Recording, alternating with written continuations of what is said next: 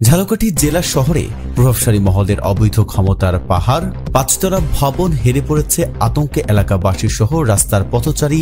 জেলা প্রশাসক বরাবর লিখিত অভিযোগ। ঝালকাঠি থেকে মোহাম্মদ মোল্লা শাওন। ঝালকাঠি পৌরসভার রুনারশে রোড এলাকায় দেশি ভোজ নামে পরিচিত একটি পাঁচতলা ভবন দক্ষিণ দিকে হেলে পড়েছে পাশের চারতলা ভবনের উপর। এতে যে কোনো সময় বড় ধরনের দুর্ঘটনার আশঙ্কা রয়েছে। অভিযোগ উঠেছে ভবন মালিক মোস্তাফিজুর রহমান ক্ষমতার অপব্যবহার করে তিনতলা ফাউন্ডেশনের উপর অনুমোদনহীনভাবে পাঁচতলা পর্যন্ত নির্মাণ করেছে। এ কারণে অবৈধ ভবনটি যে কোনো সময় ভেঙে পড়তে পারে বলে স্থানীয়দের ধারণা। স্থানীয় সূত্রে জানা যায়, অবৈধ পাঁচতলা ভবনের মালিক ঝালকাঠি পৌরসভার মোহাম্মদ শাহেদ হাওলাদারের ছেলে, সাবেক আওয়ামী লীগ নেতা মোস্তাফিজুর রহমান। ভবনটির কোনো অনুমতির নকশা নেই। কয়েক বছর আগে ভবনটি হেরে পড়লেও রাজনৈতিক প্রভাবের কারণে প্রশাসন কার্যকর কোনো ব্যবস্থা নিতে পারেনি।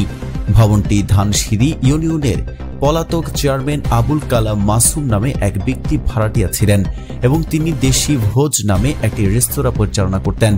স্থানীয়রা জানায়, আবুল কালাম মাসুম মোস্তাফিজুর রহমানের ছেলের সাথে মেয়ে বিবাহ দিয়ে জোর করে ভবনটি দীর্ঘদিন দখল করে রেখেছিল। ক্ষমতার পালাবদল হলে ভবন ছেড়ে পালিয়ে যায় মাসুম।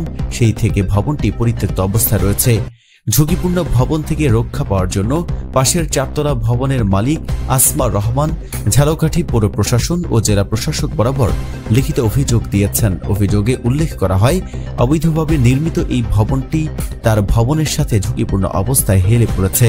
যে কোনো সময় বড় ধরনের প্রাণহানির ঘটনা ঘটতে পারে বলে অভিযোগ উল্লেখ করা হয়েছে। যত দ্রুত সম্ভব ঝুঁকিপূর্ণ পাঁচতলা ভবন অপসারণ করার জন্য জোর দাবি জানিয়েছেন প্রশাসনের কাছে।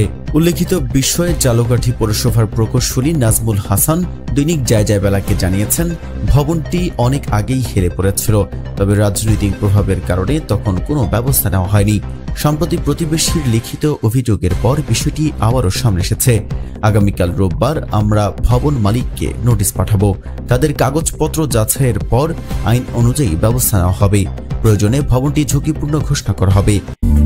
দৈনিক জায়জায় বেলা, সত্যের সন্ধানে সারাক্ষণ।